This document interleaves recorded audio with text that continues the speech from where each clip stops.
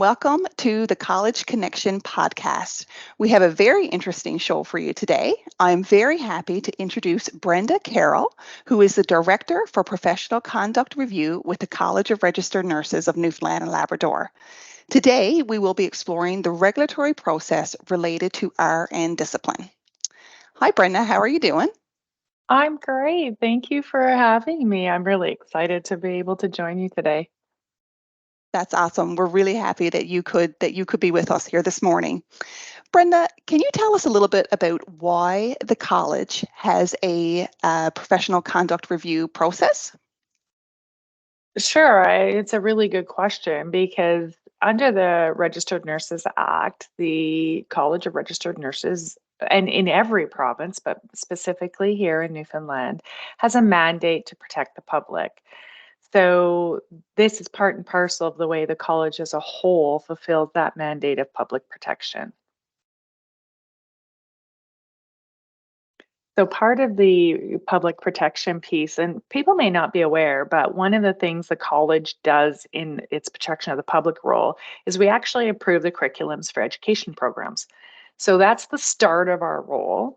Then, in addition to that, once students graduate from a recognized nursing program and they apply for licensure, we make sure that they have all the correct credentials and they have a proper criminal background check, all that kind of stuff to make sure that they're properly licensed. And then we maintain an annual registry, making sure that we know who's working, that everybody is working, is registered, licensed, has the credentials, has liability and protection insurance, those kinds of things. And then once you're working, the other piece of the public protection element that we oversee at the college is the continuing competency program. And that's just a way of making sure that nurses who are graduated and working stay current in their education and keep their practice in aligned with best practice standards and changing and evolving things in the healthcare field. And that's part of the role of the public protection.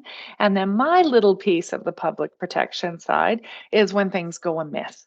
So when someone who's working, so they're duly educated, they're licensed, they're registered, they've hopefully completed their CCP. However, if you don't, you'll come to my desk. Um, but if things go amiss, so if someone puts in a complaint or an allegation that a registered nurse has not acted in a way that meets the standards of practice or has acted in a way that isn't congruent with the code of ethics, those allegations come to my desk. And it's the PCR department that manages those with the lens of, what do we need to do to make sure the public is protected and the public safe? So we're very neutral in that process. We don't pick sides with the complainant. We're not here to specifically protect the registrant. We're here to make sure that there's a fair, transparent process and that gets to the right outcome. So that's the high level view of sort of, why we have PCR. Mhm. So, Brenda, can you tell us a little bit more about the PCR process? I know as a registered nurse, I've heard the terms QA, ADR, CAC. So, can you tell us a little bit more about the process? For sure. You know what? I mean, it's actually the whole process has a lens. Again, it's that public protection, but it's not public protection. I always say we're not the police. We're not out there chasing down people. We don't just want to slap people with fines and discipline people or punish people. That's not our lens. Our lens is when things come to us that there are concerns, we want to make sure that we work with the registrant to get them back to where they need to be, to make sure their practice is above the line and getting aligned with standards of practice and codes of ethics. And so what happens is we have an online complaint form, and it's called a complaint form, but at this stage of the process, the technical term is an allegation because it's unproven. So an allegation comes in on that form to my desk, and my first process is to look at that with the lens of, okay, if everything in this allegation were proven to be true, is this something that the college should get involved in? And if it were all 100% true, would that be conduct that hits that threshold of the term we use as conduct deserving of sanction? So there's QA, which is sort of a proactive piece. If we don't think it's going to hit that conduct deserving of sanction threshold, I actually refer that to the QA program, which is managed by the practice consultant. And it is a proactive, non-disciplinary option to take the opportunity to correct practice before someone actually does something that falls into that really conduct deserving of sanction bucket. So, for instance, if I got a complaint that someone's, and these things happen, like we'll get an allegation in on the complaint form that says, you know what? My neighbor plays her music too loud at all hours of the night, and she's a nurse, and she should know that it's really important for me to get my sleep because I have a very important job, and she's creating a health hazard for me because her noise disturbance is keeping me up at night, and I think the college should discipline her. Well, I would look at that first of all and say, I'm not entirely sure that's the mandate of the college. It's not necessarily within our realm. That's more of a bylaw issue, those kinds of things. It's not really relevant. It just happens to be this person's a nurse. But in any event, even if the college felt like they were going to get involved, someone shouldn't have a disciplinary record because of a noise issue with their neighbor. So that might go to the QA program, and that QA process might be to work with the nurse to sort of say, okay, what can we do to give you some education and support to make sure that your conduct doesn't tip over that edge of being conduct deserving of sanction. Oftentimes, what we see here is someone who says, listen, I went to the emerge department, someone was rude to me, right? Like I was in the emerge department, I asked for something, the nurse kind of snapped at me. I didn't think she was very patient with me, or I didn't appreciate his response to me was kind of curt. Those kind of things. That's not ideally what we want to see our registrants engage in, but it's not something you should have a disciplinary history over. So, in that instance, I would say this is probably an opportunity for quality assurance, and I would refer it to the practice department, and it's very separate from my discipline department. Practice department would meet with the registrant, discuss the situation, talk about how the registrant might approach that situation differently in the future. Sometimes there's some educational referrals, some documents to read or videos to watch, modules to finish, those kind of things, a little bit of education support. And then oftentimes a reflective paper written by the registrant uh, outlining, here's what happened, here's what I learned, here's how I'm going to apply what I learned, and here's how I would conduct myself differently in the future. And then they would discuss that with our practice. So that's the QA part. Okay. And so, Brenda, I have a two-part question. Is it mandatory to participate in QA? And what's the impact to the RN and NP who goes through the QA? Like, does it stay on their record or so? Yeah. So, what's the impact? The first part of the question is it mandatory? No, it's not mandatory.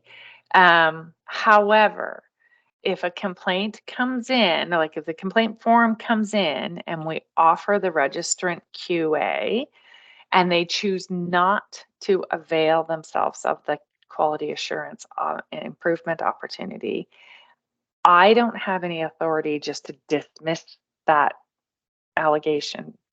And so it would then go to the CAC committee, and the registrant would be probably hoping that the CAC would dismiss it, but I don't control what the or the complaints authorization committee will do. So oftentimes it's a little bit of, you know what, because this doesn't go on your record, that's the second part of your question, is we don't, we track in a folder on a list only on my personal access drive the registrants that we offer quality assurance to. And that's only because if another instance comes up that is similar in situation or similar in fact pattern, we wouldn't necessarily offer QA a second time. So we track who internally who gets to the opportunity to participate in QA, but it wouldn't show up on your formal record. It wouldn't show up on a verification statement if you were applying in another jurisdiction. You wouldn't have to check off on your renewal that you've been involved in a disciplinary process. And again, I caution you, when you're applying for registration, that question that every jurisdiction has about previous disciplinary history, previous complaint, you have to read those very literally. So although I'm telling you that here in Newfoundland, when you renew, you would not have to check that box saying, I've been involved in a disciplinary matter. QA is not considered disciplinary. Other jurisdictions may say, have you ever had a complaint filed against you? In which case you would have to check yes. But that's a little red herring that we're going down a little bit of a rabbit hole with that. But my advice to you, my tip to you is if you're applying and you have those questions, call the agency that you're applying to, explain what's happened, get advice before you check that box if you're not sure. So QA for us internally, totally kind of off the official book. It's considered a fireside chat, opportunity for improvement. It's voluntary in a way, but if you choose not to participate in QA, you will move into the actual true PCR or professional conduct review process. Thank you. So Brenda, yeah, so QA seems like that preventative upstream approach, hey, for some registrants. Yeah, that's interesting. Absolutely. That's good. And you know what? We've done some follow up with some of the registrants who have engaged in QA, and most have come back and said they find it beneficial and they're grateful for the opportunity to be able to have that reflection and that support to sort of say, oh, yeah, you know what? I wasn't on my A game that day. Whew, that was kind of a near miss. And thanks for giving me some tools and some skills. So to recognize that from happening again and be able to course correct myself before I do something that is disciplinary. So then, Brenda, what is meant by alternative dispute resolution? Yeah, so we call that ADR, or the other term that might be clearer for people is a settlement or resolution agreement. So what happens when that form comes into me and someone has a complaint, if I feel it's not appropriate for quality assurance, which means if everything on that form were proven to be true, that would reach the threshold of conduct deserving of sanction. So this is disciplinary conduct if it were all proven to be true. And so what happens when I get those forms in and I think, oh yeah, this is concerning conduct. This, if it were true, would be something the college would discipline someone for. We send that out to the registrant once we have a very clear picture of what the complainant's concern is. We send whatever information we have to the registrant. The registrant then has the opportunity to respond to that allegation. And they have, we always recommend that they receive legal advice. And if you, when you register, check that box and get the additional coverage through CMPS, they will afford you assistance in navigating these types of situations. Not necessarily so if you only have the basic liability insurance. And again, CMPS's processes change regularly. So that's the current state. It may change going forward, but at present, if you have the additional coverage, you will get assistance. And then we get the response, like the registrant's response to the allegation. If the registrant response comes back and says, oh, yes, you know what? I was rude to that person in the ER. And not only was I rude, but I used a term, maybe like a racial term or a derogatory term or a term that wasn't appropriately inclusive. Let's say it was that level. So now we've gone from something that may or may not be our business to, okay, you've been a little bit rude, but maybe that's not disciplinary. But now we've stepped up from rude to actually, sort of conduct that's concerning. Maybe someone's cursed at a patient or used an inappropriate racial term. That would be something the college would consider reaching that threshold of conduct deserving of sanction.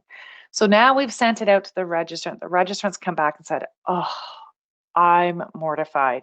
100%. I lost my cool. There was all this stuff going on, and I had all this stuff going on at home. And, it was like a 12-hour shift and all these compounding factors for sure. But yep, I did that. And I realized as soon as those words came out of my mouth that I was that was wrong.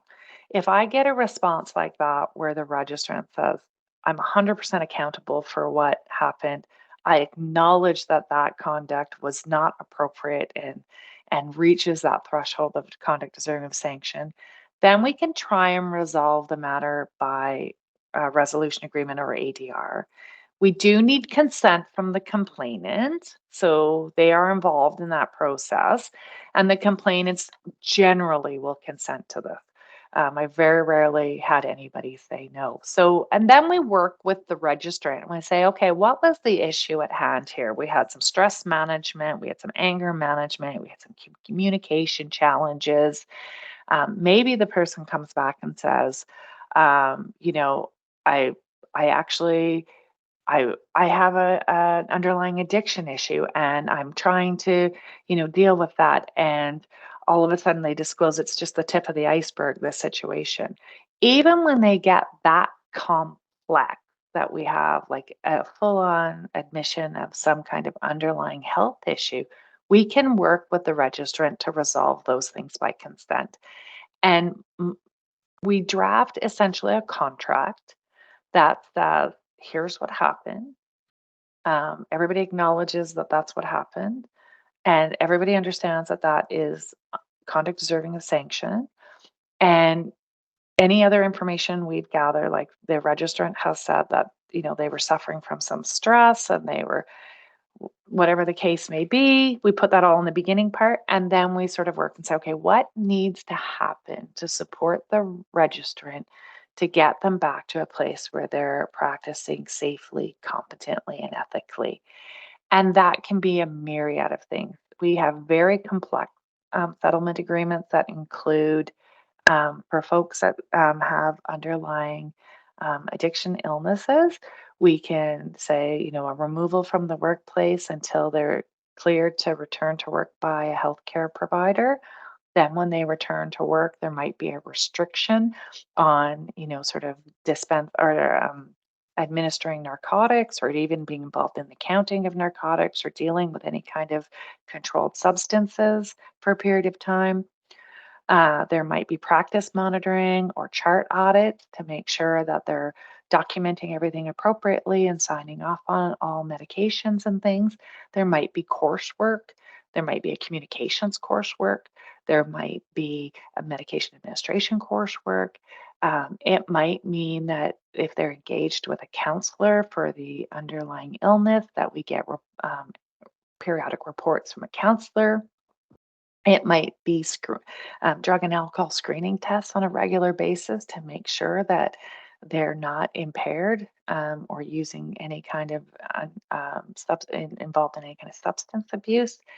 And we can have agreements like that that go on for years. We have some where it's like monthly screening testing that turns into every other month to quarterly to so and really, the idea is what supports can we put in place? What education can we offer the registrant to get their practice back to a position that's safe, competent, ethical, and protects the public?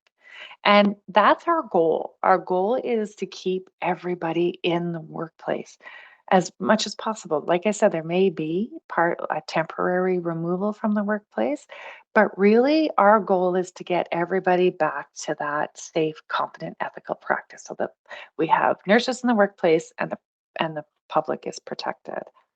So those ADR agreements are can be quite complex, and they're usually done by consent, but we've had some great success stories with registrants who have been in really challenging circumstances, and they can be very simple. If you don't do your CCP, if you don't submit your continuing competency, that's disciplinary. You're going to get an allegation because you've infringed the bylaws. And then we're going to do a contract with you saying, you're going to remit your CCP. You're going to remit your CCP next year. You're going to do a little bit of education to understand the role of the regulator and the importance of CCP. And then you're going to remit next year, and we're going to audit you going forward, and probably do a reflection paper so that we get that you've understood the importance of all of this. So they can be simple and they can be quite complex. Brenda, I just had a quick question because the practice department is not usually involved in the PCR process, but can you explain how we often get drawn into the ADR process? Almost every ADR will include that same reflection paper that we ask of the QA participants.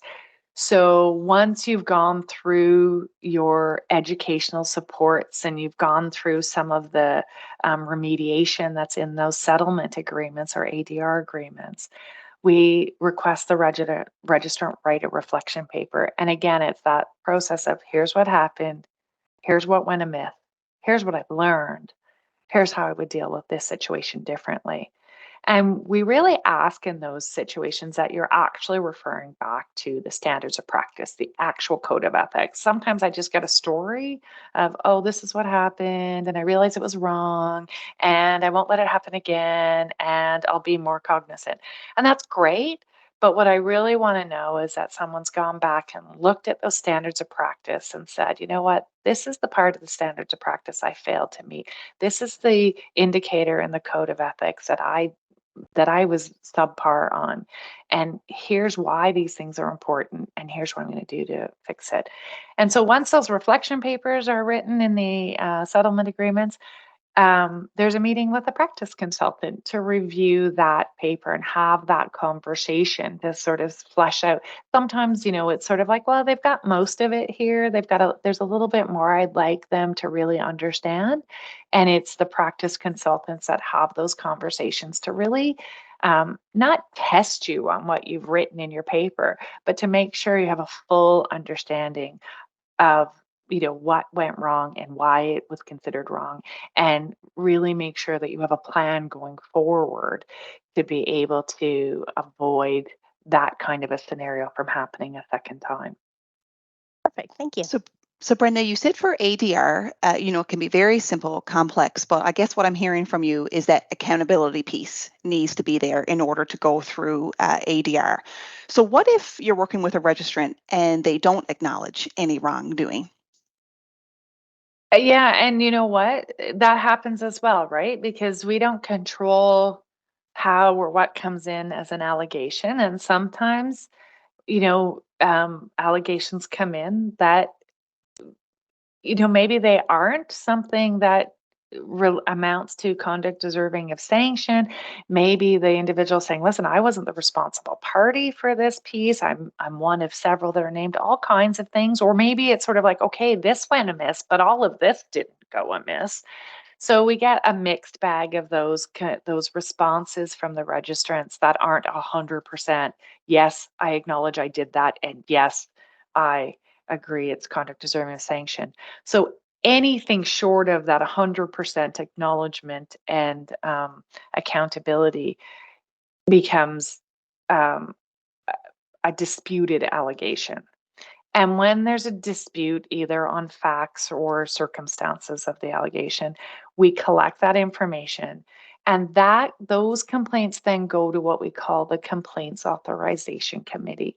So the Complaints Authorization Committee is made up of members from our board that are either public representatives or practicing RNs or NPs, and they review the complaint and the registrant response. And they make a determination that's called reasonable grounds to believe. So it's not 51% even. It's not that sort of balance of probabilities test. It's even a little less than that. And they will look at this reasonable grounds to believe, and they will say, if everything here in front of us on the complaint and the response were true, is a reasonable grounds to believe that the registrant engaged in conduct deserving of sanction. Sometimes they can't tell just based on the complaint and the response. So what they'll do is they'll appoint an investigator. And we have neutral third party outsourced investigators that aren't connected directly to our college who will then get all the information we have. And they are trained investigators. That's what this company does. They do nothing but investigation. And they are health professionals that do those investigations. And where it's appropriate, they put nurses with the skill set related to the question as the investigator. So we have a very good quality of investigators, and investigators will take everything. They will interview registrants, they will interview witnesses, they will interview respondents, they will interview complainants, and they will compile all that information into an investigation report. That report is simply a bunch of facts. The investigator draws no opinion conclusions as far as, and therefore I believe this is or isn't conduct deserving sanction. They just say, here's what I can figure out. This is what all the parties are saying. This is what all the documentation shows. I've kind of tried to wade through all the confusion and give it to you in a package. And then that goes back to the complaints authorization committee, and they try and determine if they can make a determination as a reasonable grounds to believe that the individual committed conduct deserving of sanction. If they very clearly can say, we don't think that there's anything here. Like, we sometimes will get um, a situation, like oftentimes it's like we've had situations past where people have alleged a breach of privacy. And they said, you know, my neighbor found out I had the surgery, and the only way they could possibly know is because I know they're friends with this nurse in the OR. But we have but there's nothing more than that. There's nothing more than, okay, well, they know each other, but that there's nothing to say, there's no evidence to support that that nurse from the OR said anything to the neighbor. They would probably dismiss something of that nature where there wasn't any evidence to support the allegation. They would dismiss it. So the CAC at that point can dismiss the complaint and say there's no reasonable grounds to believe that anything untoward happened here. If there was a little bit more detail there and they felt that, well, let's say, for instance, the nurse said, well, I didn't say anything to that person, but I think maybe my work schedule with the name of a patient was sitting on my counter. So I didn't breach confidentiality. I just left this paper out. Well, then the situation with the nurse is saying, yes, I did something. And we know that that would be considered a breach. There's no point going to a hearing on that because the nurse is saying, yes, I did this, but I don't believe what I did is conduct deserving of sanction. But we know that safe management of documentation, if you fail, can be considered a breach of privacy and therefore would be against the standards of practice in the Code of Ethics. We're not going to find out anything new at a trial or a hearing. So what then the CAC can do is they can caution and counsel the registrant and say, okay, you're acknowledging what you did, but you seem to be missing the link that what you did was wrong. So we're going to caution you about your document management practices, and we're going to counsel you to go do this privacy module just to refresh your memory. Because there's no value in sending that to a whole hearing. We've got an admission of the conduct on the table. So they can caution and counsel at the CAC, or they can say, oh, yeah, there's so much information here. We really feel like there's something terribly amiss here. It needs to go to a full adjudication tribunal hearing.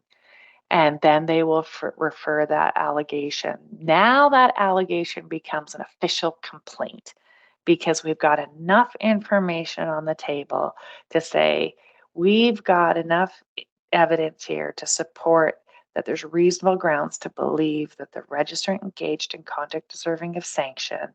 And so now we're going to call it a complaint. We're going to send official notice to the registrant that this is an official complaint against the registrant, and that complaint is going to go to a hearing. And the hearing adjudication tribunal, again, is made up of public reps, not from council, though. These public reps are publicly appointed, they're volunteers, and there's also volunteer RNs from the community that sit on those adjudication tribunals. And those adjudication tribunal hearings run just like any other civil or administrative law hearing. The adjudication tribunals, the judge, we, through our internal legal counsel, present the complainant's concern, and the registrant, hopefully with their legal counsel, presents the registrant's position. And once the evidence is entered and all the arguments are heard, the adjudication tribunal will make a decision as to whether or not they believe that the registrant engaged in conduct deserving of sanction. And if they do, then they will order sanctions against the registrant. And interesting principled piece of information is we make a submission where there's a finding of conduct deserving of sanction. The college will make a submission as to what they feel are appropriate sanctions. Everything that we put in that submission on sanctions is exactly what we would have put into an ADR resolution agreement. And so this isn't like the criminal court where when you do ADR, you're pleading down, you're making a plea bargain, you're getting a lighter sentence because you're not going to trial. That's not part of this equation. My theory and our department theory on this is whatever is necessary to remediate the practice and improve practice that I would put in an ADR is the same thing I'm going to ask for if it goes to a hearing for sanctions. Because if it was going to solve the problem back at the beginning in an ADR, it's enough to solve the problem when the adjudication tribunal makes a decision that there's conduct deserving of sanction. The only difference is where it goes to a hearing, the college has the opportunity to ask for costs against the registrant if we are successful. And I say successful in the conduct deserving of sanction, but I need to be clear. Sometimes the right outcome is a dismissal. Sometimes there's just such a volume of information we don't know. And to be clear that the public's not at risk, it has to go to a hearing. And sometimes the right outcome is a dismissal, and that's okay. We do not track our conviction rates here. That's not our goal. Our goal it's not a win-lose. It's get to the right outcome and make sure we had a fair, transparent process that ensures the right outcome with respect to the registrant and the registrant's conduct so that at the end of the day, the public is appropriately protected. Brenda, I have a question. What about if an allegation comes in and it's really serious and there may be some, public safety issues? How do you deal with that? Yeah, and they do. They certainly do come in, and you know, there is a mechanism under the Act where if an allegation comes in that we feel there's imminent risk to the public, so a very obvious example might be where someone is convicted of sexual assault, right? So, or even charged with sexual assault, which we might find out through the media. So, nurses have an absolute obligation to report any criminal code conviction themselves to the college. Doesn't necessarily mean we're going to do anything about that. You need to report it. It doesn't necessarily mean you're going to get an allegation because of it. We just need to be aware of it so we can make sure you're not a risk to the public. So that aside, sometimes what happens, and there was a situation where we had a nurse that it hit the newspaper and the media that there were charges laid for sexual misconduct, I think was the wording. And those came to my desk through like the OCM website. Somebody sent me a link. And so when we look at the story, we see the name of the registrant, we look up the registrant in that situation was working with a vulnerable sector of clients. And so now we're concerned that there might be risk to the public. And so I can file an, a, a, an allegation against a registrant. I can file a complaint against a registrant as the director. And we would make a recommendation that we could call an emergency meeting of the complaints committee, and they would likely make a recommendation to the council to consider an interim suspension or restriction of the registrant's license pending the outcome of the matter. So there is a mechanism built into the act, and even if that complaint comes in from the public or from professional practice, if we look at it on the face of it and say, oh, there's a significant risk here to the public, then we can expedite that complaints committee meeting to look at it immediately, and they have the opportunity then to consider making a recommendation to council for interim suspension or restriction.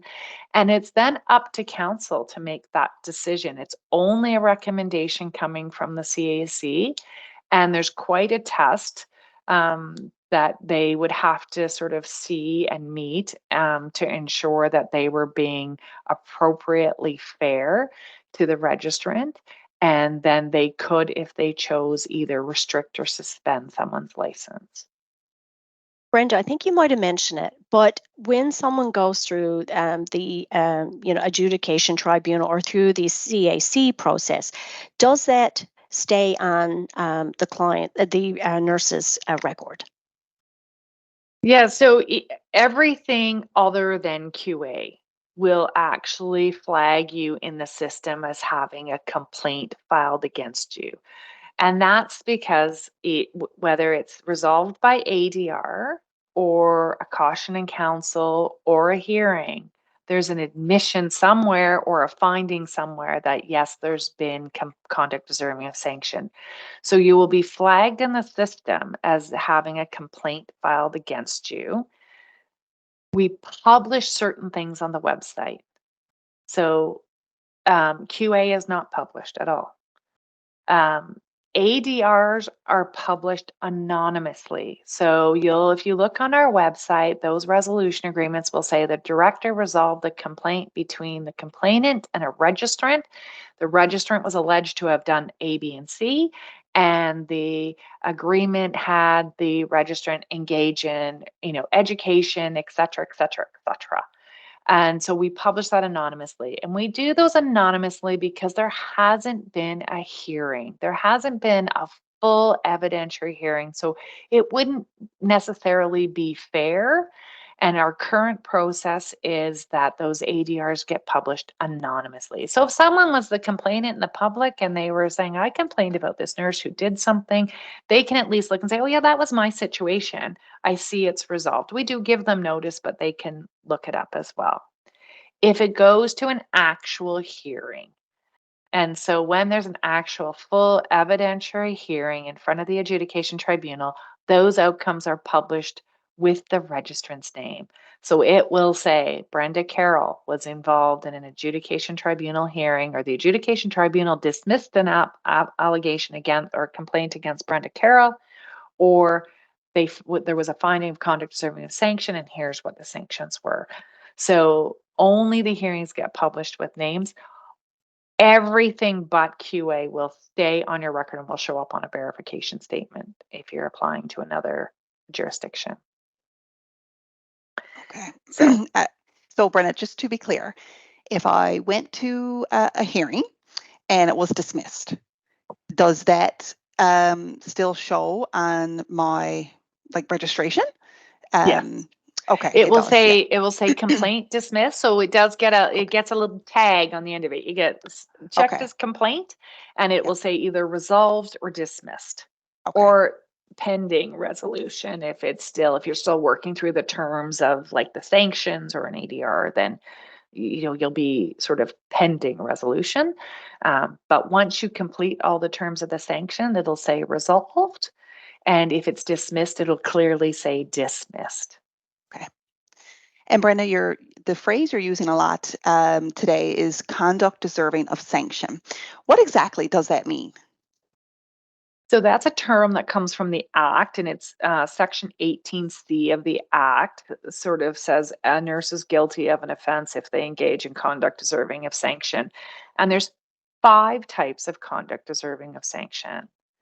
And they kind of all sound like synonyms to one another a bit. So I'll tell you what the 5 are, and then maybe I'll give you a bit of an example of each. So the first type that's listed in the Act is what's called professional misconduct. So this is on duty, blameworthy conduct. So this would be the nurse who curses at someone, or the nurse who has a meltdown and throws something out of frustration, those kind of things. So it's that on duty conduct that doesn't necessarily relate to your actual clinical skills and abilities. That's a separate category.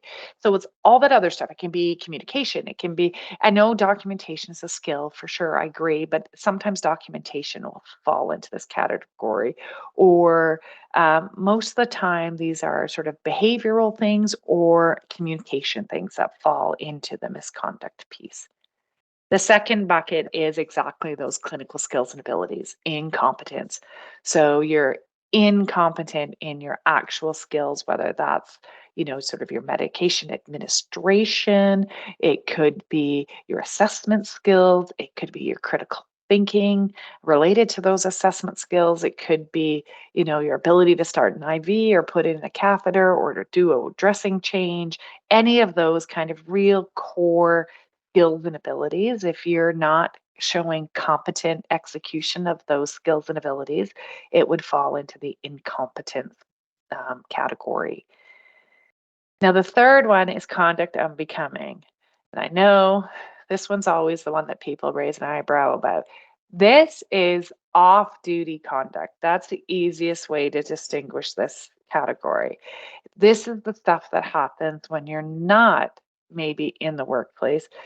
So, where I see a lot of this, social media. Please, please, please, please, please pause before you post. Um, Specifically, if you have your name tag on, if you identify yourself as a registered nurse, if you have your uniform on, if you are in the workplace doing social media posts and reels and forgive me, I'm not as cool as my kids, but I have opened every platform there is because I get complaints from every single platform that's out there. But my terminology when I refer to Snapchat or SnapMap or whatever is all, I'm not that cool. But just be careful what you put on social media. We've had complaints about everything from, some of them are very easy, very clear cut, right? If you're in the workplace, you're wearing your uniform, you're using supplies from the workplace, and you're giving nursing advice over social media, that's going to be disciplinary. That's out of bounds. Some of them are a little, some of them have gone to the Supreme Court. You're a nurse giving commentary about care a family member received in a public facility. That's gone to the Supreme Court because there's a freedom of speech issue involved in that, and it's messy and it's not very clear. So there's a gray area in the social media, and then there's a really red area in the social media. And I'm going to say steer way clear of that gray area, because you don't, as much as you may feel you have a right to get on social media and give your personal opinion about a healthcare issue or a healthcare facility, you're setting yourself up for someone to complain. And when someone files that complaint form, you are going to be bound to respond to it. And that is a process that if you can avoid, you really don't want to go down that road, because it's fraught with nuances. And is it worth your professional license to get on social media and vent about a situation that happened in the workplace or a colleague, even if you don't identify them? So I'm going to say be very, very careful. The other place I see this is text and messenger communication between colleagues. So you have a personal riff with someone who you happen to work with, and you start, sort of having a text argument with them, And you know what happens in your personal life is probably none of my business. But every so often, people go over the line and say, well, you know what? I'm your supervisor, or you wait and see what so and so at work thinks about this, or, well, you know what? I know this happened at work and I've got, don't go there. That's just messy. And that is all the kind of stuff that falls into this bucket. This is also the criminal conviction piece. If you get convicted of a criminal offense and you fail to report it to the college, this is where it will fit, because there's an absolute duty to report it. Again, if it's something that's none of our business, it may not have any implication to your practice, but you have to report it. If you're convicted and somehow we haven't been made aware of it previously, of something that might, like if you're convicted of theft and you work with a vulnerable population, that might impact what we do with it, because there might be a relevant connection to, are you trustworthy? Are we putting the public at risk if you continue to work in a vulnerable sector with people who might have objects that are thievable? So just that's that bucket. The next bucket of conduct deserving sanction is incapacity or unfit to practice. This can be a number of things. The most common thing we see are addictions. So folks who have substance misuse disorders would sometimes self-report, and sometimes it comes out through the woodwork, like I said earlier. Sometimes it comes to us through professional practice, all kinds of things. But that's one element of these. We've also had situations where people have other medical illnesses like brain tumors, that they weren't aware of, that impact their practice. So they come to us, and all of a sudden we realize, oh my goodness, this isn't someone who's incompetent. They're suffering from. We had a situation where someone who was, had been working for years and years and years and years and years and just was never going to retire, but then all of a sudden started to have some indications that their cognitive ability was declining. So those kind of things would fit into this category.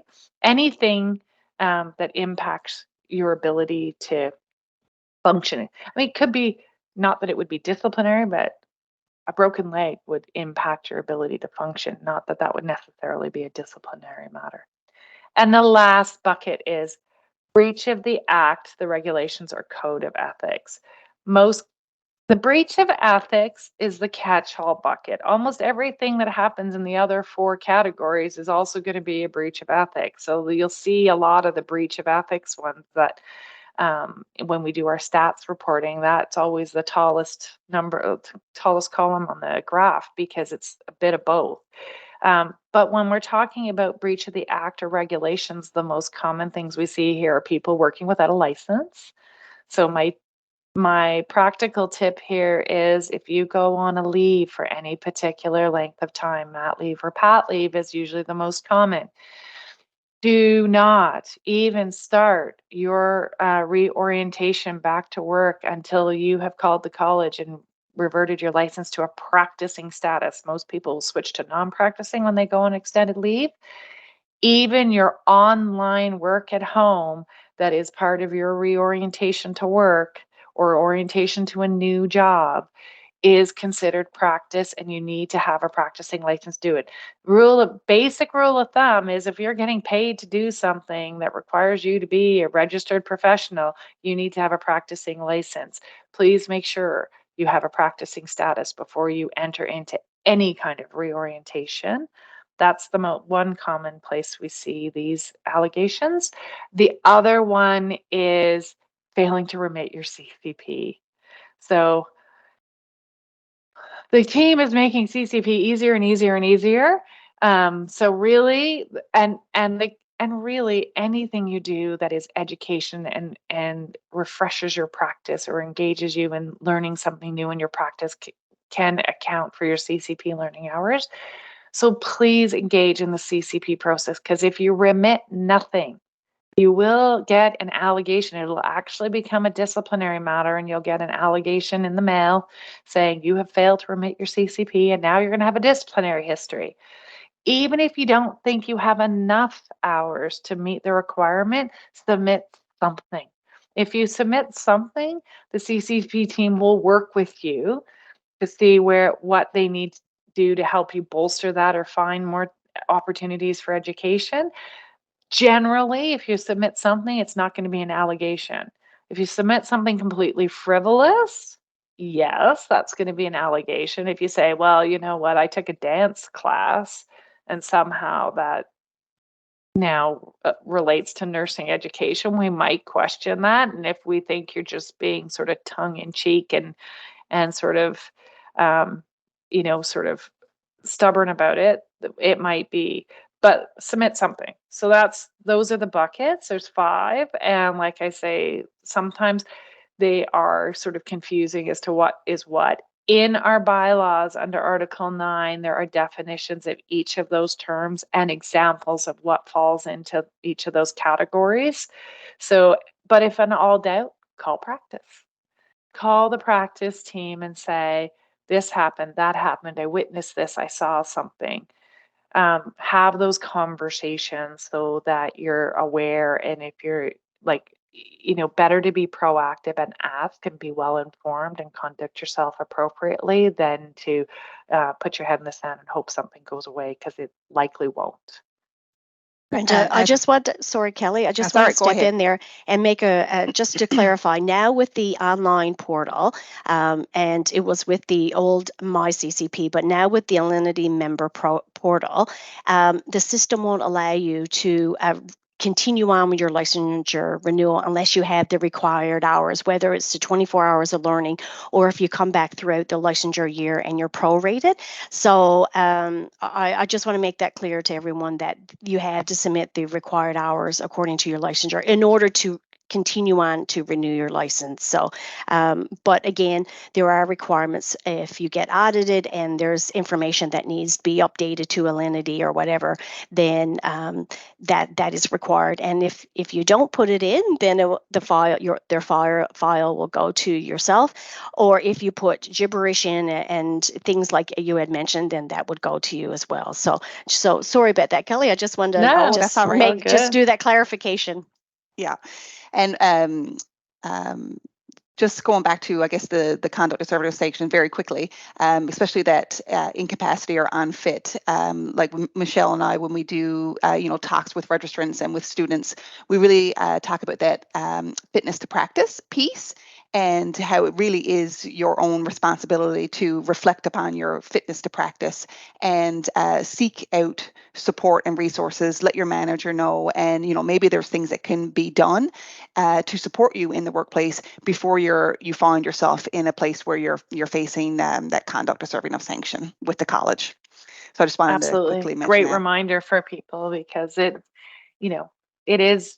Again, if you can avoid that, I mean, we don't want people coming down the PCR road. I always laugh. I say, I'm the person in the college you don't want to know. And if I never meet you, that's great. That's kind of my rule of thumb, because as much as our goal is remediation, these things are stressful and we appreciate that. And no one sets out to be involved in a PCR matter. And so if we can keep everybody on the other side of the line, that's the way that's our preference. So Brenda, I know you got into the difference between allegation and complaint, but could you very briefly, just to reinforce the message to registrants, what's the difference between an allegation and a complaint? So a complaint is what comes in the door on a form, and basically it's unproven. And only once that complaint is set for a hearing is it truly called a complaint, or once someone acknowledges and admits the conduct and we have that acknowledgement on file through that resolution agreement. Then it becomes, yes, I had a complaint against me and it was resolved by ADR. Yes, I have a complaint against me. It went to a hearing and it was either dismissed or found to be confirmed. Thank you. Brenda, can you talk a little bit about duty to report? What does that mean? We often hear that sometimes from registrants, and I don't think a lot of registrants has a really good understanding of what that means for them, that duty to report. Can you talk a little bit about that? I can, and this is, I think, probably, I know we're getting close to the end of our time, and it's a very appropriate way to sort of leave people, because this is actually a critical piece of information. In Section 20 of the Act says that an RN who has knowledge from direct observation or objective evidence of another registered nurse's conduct deserving of sanction shall report that to me, and specifically to me, not to the college, not to your manager, to the director of professional conduct review. And the same obligation actually holds true for employers who terminate a registrant or put restrictions on someone's employment based on conduct deserving of sanction. So that's where sometimes we get a complaint from an employer saying, we've terminated someone because they breached a policy and they're reporting it to us. That's where they have a situation of dealing with through an HR matter as, say, a competency concern or a practice concern. Professional practice will also report to us. So most of our actual complaint forms come from the employer that way.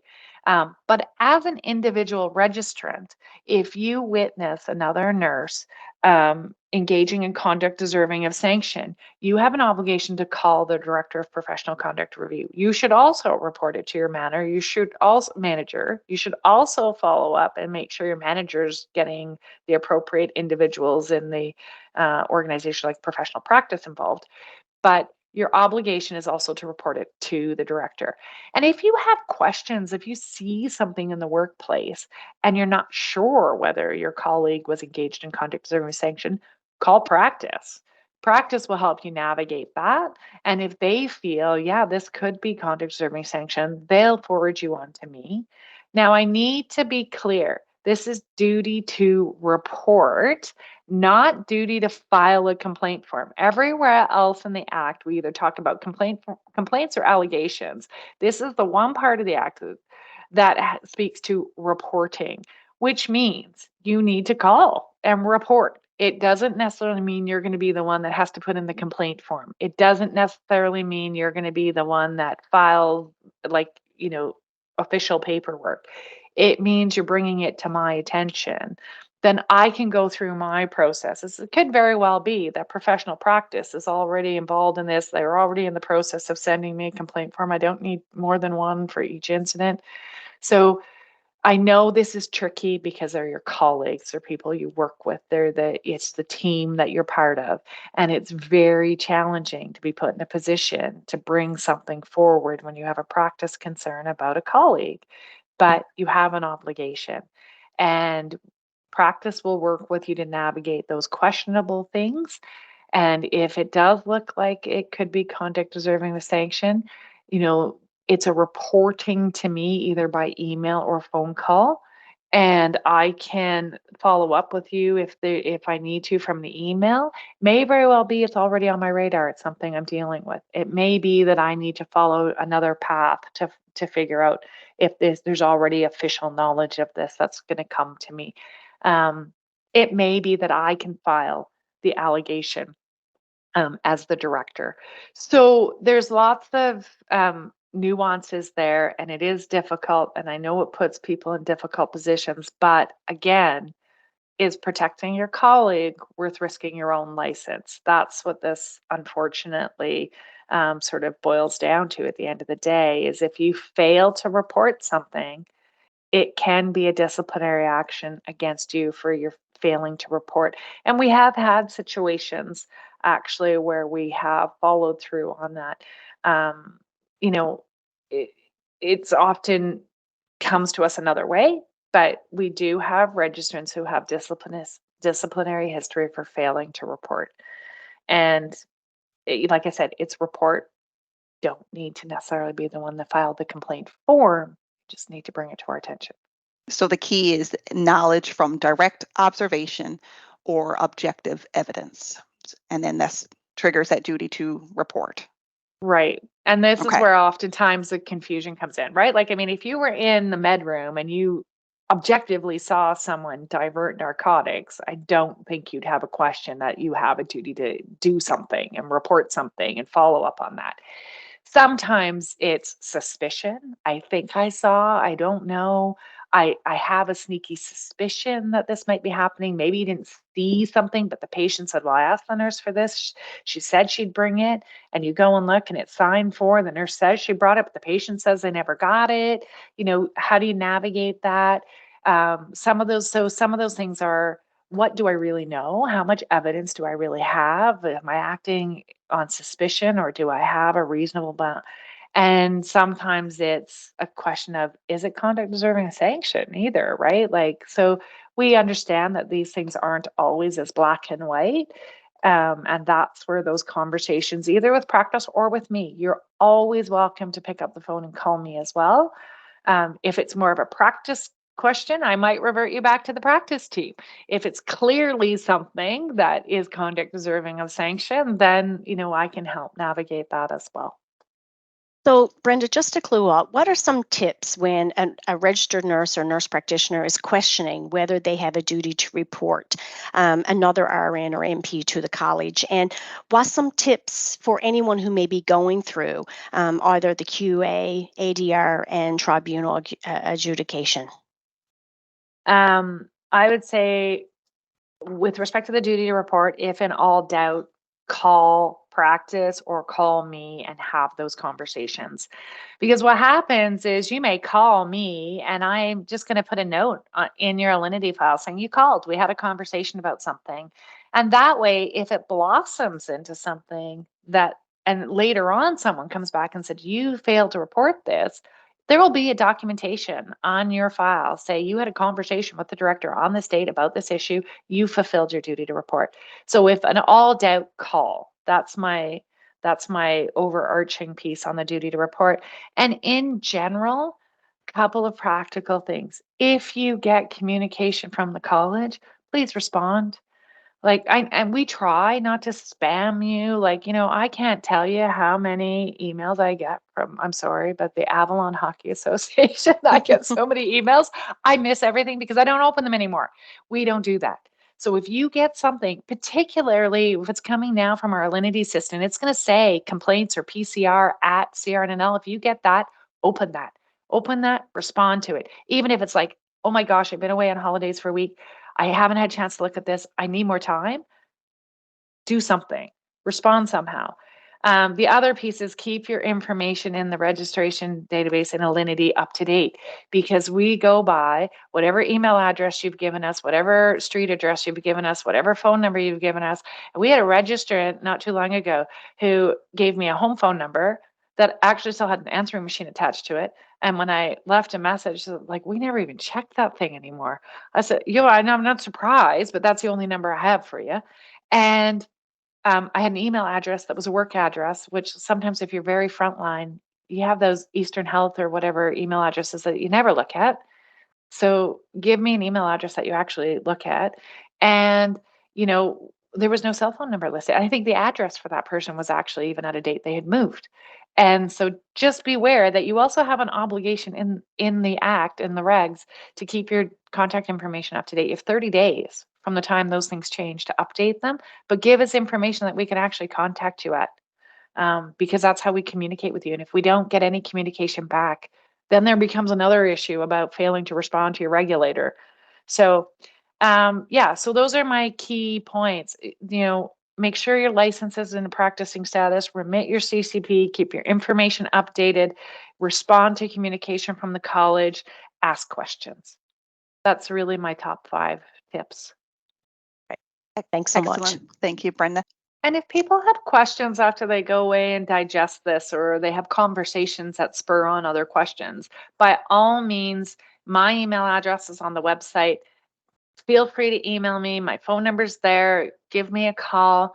Happy to have conversations. Or if you are affiliated with a work group or a class or a school group, or any kind of employment setting that wants to have further information on this, I'm more than happy to connect with you and see how we can support you. Excellent. Thank you so much, Brenda. And thank you to all our listeners today for attending. It was a very interesting session. So thank you again, Brenda, very much.